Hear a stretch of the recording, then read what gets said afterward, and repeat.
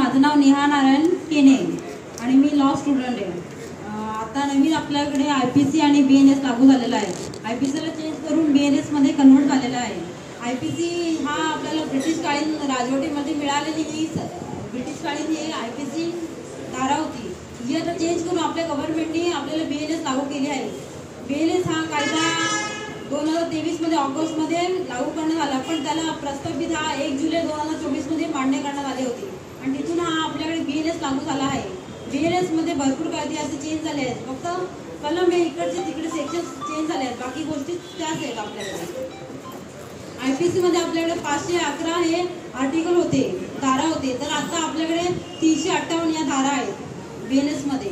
अपघात वाहन अपघातामध्ये 279 कलम लागू होता, तर आता BNS मध्ये 281 हा कलम लागू करण्यात आला आहे।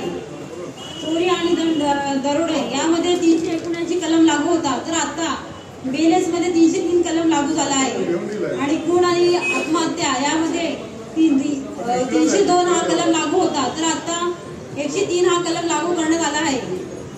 महिलांची छळ यामध्ये 398 हा कलम लागू होता, तर आता BNS मध्ये 85 हा कलम लागू करण्यात आला आहे।